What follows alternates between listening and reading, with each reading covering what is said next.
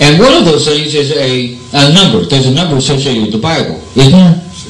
666? Well, I'll show you something how heinous this government is. On the cover of this U.S. special virus program are these little microplasmas here at the top of the noon hour. And they are six-sided figures, correct? And there's 3 sixes there? 666 at the noon hour of the U.S. special virus program. That's how in your face this federal program is. 666 at the noon hour of this federal program. That is just how heinous this federal program is. Now you're looking for your 666? Well, now you done found it. And now that you done found it, it's time for you to do something about it. Or what? The beast wins? It appears to be, I don't want the beast to win. Because this federal program needs to be reviewed. Now that I know that you got 666 on the cover. I hope you're on our side. I hope you will unify and we unite and we bring forth the evidence that we have. How dare this government, how be so transparent to allow for a constitution that alludes to be the most democratic constitutional government in the history of the world. Yet at the same time, to have a heinous federal genocidal program of a stealth weapon that contagious for a selective group. We're only 12% of the population, yet we're 50% of the AIDS cases. Hello? No, that doesn't even wake us up yet, because we have the comfort, perhaps, of our faith, which will carry us on into the afterlife. Some of us aren't trying to get there yet. And we certainly aren't trying to get to the afterlife at the hands of a heinous government, bolstered on evil. Yes, sir. How dare them tell me I have a right to life? I am fighting for my right to life, and if that includes yours, then join me.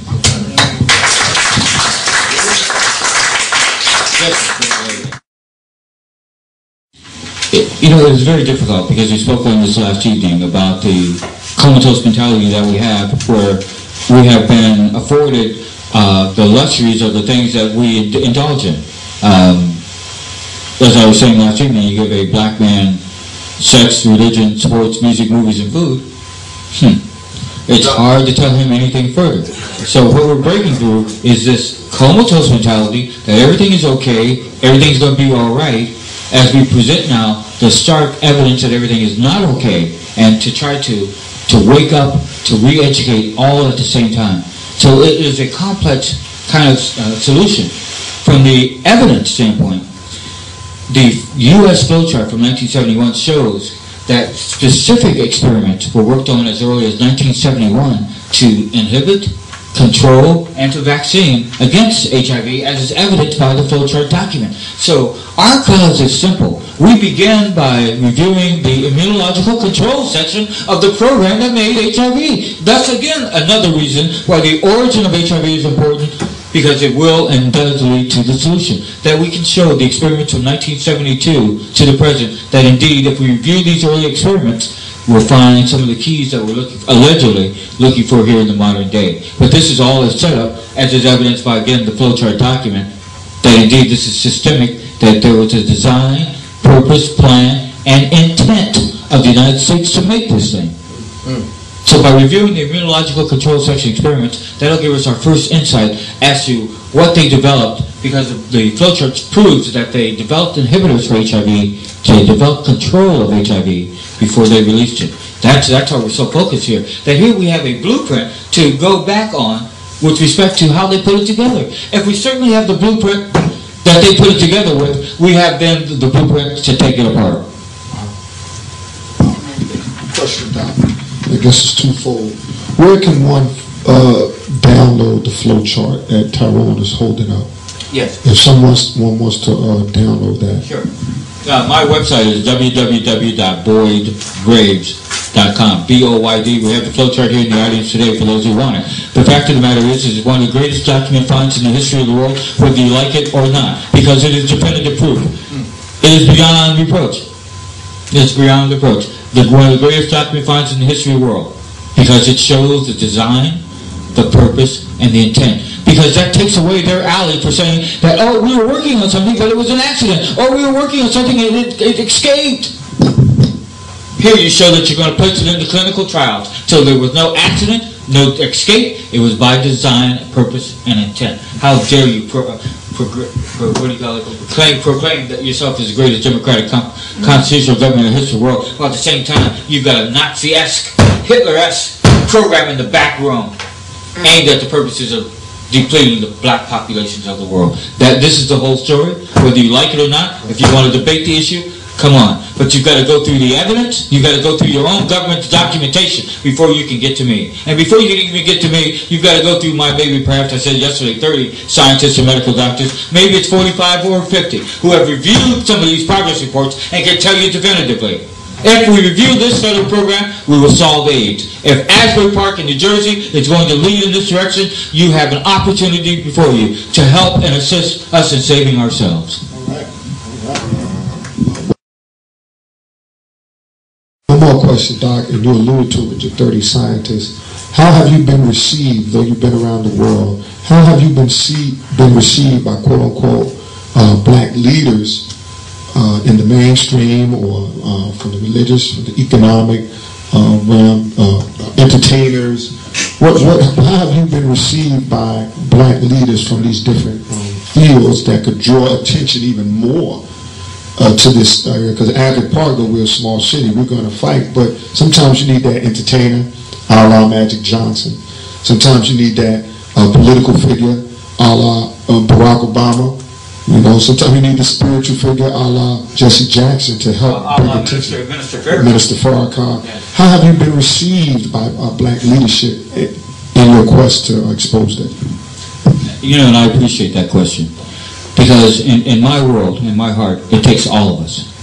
And it's going to take all of us. However, many of us, through the slave system that we have grown up through in our past, we reach a certain level, and it's difficult for us to reach back for anybody else. In this regard, the so-called black leadership of the United States is something other than what it seems. That anyone can be episodic and grab a microphone when somebody else has done something, just as we saw recently with this Don Imus kind of scenario. And then you see us come out of the woodwork from a black leadership perspective. But it's a reflection of what the larger society, the white society, feels about black people, is that black people are episodic. And so therefore you can inject into black people and into their thinking events which distract them from the other events that are going on. So we are clearly being distracted here, as we have pointed out in a number of fashions here. They're in the back rooms every night making up some stuff. And we're in front of the TV with our feet up. Everything, and as I mentioned last evening, that we're in the boat of religion. However, the waterfall is dead ahead. We're in the boat of religion, so the waterfall is dead ahead. And in that regard, the effort here, as you mentioned, to get the word out is just so very important. But what we find from a black leadership perspective is that king of the mountain syndrome, that they're on top, the Sharptons, the Johnsons, with the exception of Minister Farrakhan, who I've had dinner with on 2 separate occasions, whose, as I have shared with him, that his rhetoric is not hollow, that indeed there appears to have been a master plan aimed at your detriment. And it appears to show itself as we look at the sequential history of the development of AIDS, which is also on my website under the timeline. And we take it back as to exactly what they were doing and when they were doing it. And the case in point would be getting away from the where's our entertainers, where's our celebrities. We're trying for Oprah, we're trying for a number of other things. We've tried for Magic Johnson. All we can do is turn over the rock. And if it's hollow, it's hollow. We find that the entertainment and the black leadership rocks are hollow. That they indeed have got their own pockets filled to the detriment of you and I. I don't believe that they represent my interests, because if they represented my interests, they would be right here, right now, with these black leaders. Right here, right now. Here is a federal program that answers why your brother has died, answers why your sister has died. Here are the experiments and the contracts, and they would want to review this special virus program. But yet, there is nothing but silence from that which we call black leadership. Nothing but silence. And that's a challenge to you as well. And I'll tell you what happened to the black ministry, because we always look to the black ministry for their bravado, for their input, for their wisdom, for their leadership.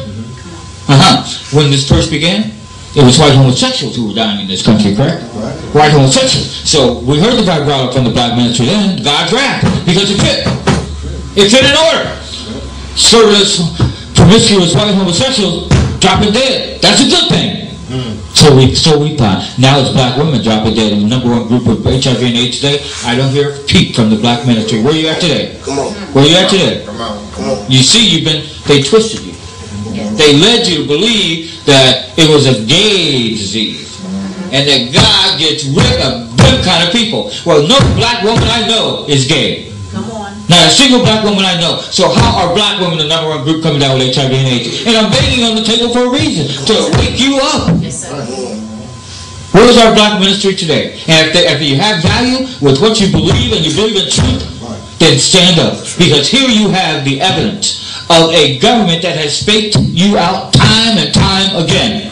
And these documents don't lie. You review them, you will see the experiments on black people. You will see the experiments on black women. You will also see the experiments, which I don't have to mention, which I'm mentioning lately, of the breast cancer experiment. Why this rat symbol on the program, the progress reports, why the rat symbol has significance. Because in the DNA of female breast cancer are rat breast cancer cells. Now where do they come from? How does the black woman have rat cells in her blank body? So the further questions come out. How does a black woman have rat cells? How does a white woman have rat cells? Mouse memory tumor virus, MMTV, and breast cancer. Put it in. MMTV and HIV. Put it in on Google. Mouse memory. A rat breast disease. Mouse memory tumor virus. MMTV. So these are the further questions that we're going to demand that they answer. But right now, you all have had a federal virus program in this country that none of the people knew about. We want that program reviewed. Yes, sir. Anyone else before we get started? Yeah. Thanks, Dr. Graves. I understand last week you had a conference with Dr. Marty McGinnis of the President's Advisory Council on HIV and AIDS. And I was curious to the fact of what the President's Advisory Council on HIV and AIDS, what their position is, what they're doing, and what action they're taking on the information, and exactly what information you gave them to act on. Well, it's kind of convoluted, but nonetheless, thank you, Joel. This is Joel Bells, my publisher of my books, State Origin. This is my first book, State Origin, The Evidence of the Laboratory Birth of AIDS, and by the weekend, these will be here. But I also have a second book out called World War AIDS, The Third World War, because indeed it is. Our meeting with the government, teleconference last week with the United States President's Advisory Council was historic, because they came with the traditional attitude that you aren't anything. Whatever issue you're raising is frivolous. That we've done all that we can, Dr. Graves. Well, no, you haven't. And the whole conversation changed last week when we got into this issue of how about the patented cure? How about the cure for AIDS? And they were unaware. Here you have the President's Advisory Council unaware of their own U.S. patented cure that's been on the shelf for the last 10 years. How unacceptable. And that really changed the tenor of the conversation last week with the government. We're looking forward to this outswell here in Asbury Park in the New Jersey area to extend now into the next week as we go back to the United States government and ask for the follow-up as we proceed to get them to do their own job, and that is begin the clinical trials of your own cure. Hello, we're not injecting our something into the process saying, try this. Here is your patented cure for AIDS. It's time to get off your butt. Here's your patented cure for AIDS. You talk about curing people, you talk about wanting to end HIV and AIDS, and yet you proliferate because you made it in the first place, then you've hid the cure for the last 10 years. You're a very evil government.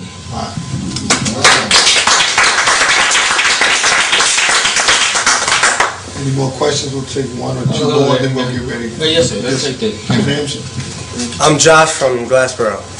Yes, I'm a student at Rowan University. Dr. Graves. Oh, yes. Hey, how are you, buddy? I'm doing well. Good to see you. All right. I know that the United States patent cure was awarded or granted to Dr. Marvin Antelman from Israel. Does he currently own the rights to the cure? Well, my response is, I don't care. We have found a way to make it. We make it. We put it out there. We're going to continue to do so. If he wants to be in the legal courtroom, we're ready to go. Bring him on as well. Because Dr. Antelman, he's also a rabbi. Dr. Rabbi, Rabbi Doctor, whatever they call it, to having both titles. But he's also he went to school with Robert Gallo. at Albert Einstein University, Albert Einstein Medical College, wherever that is here in New Jersey. And it appears that he received this cure for AIDS as a payback to Dr. Gallo for something Dr. Gallo had stolen from him back in medical school. So our challenge to Dr. Antelman, Rabbi Dr. Antelman, is indeed, if you are for the people, you should be proliferating your own cure. However, since you allowed it to sit on the shelf, your lack of action speaks for itself, that he does not appear to be on the side of the people. That's why we're making making the Tetrasil, silver 4 oxygen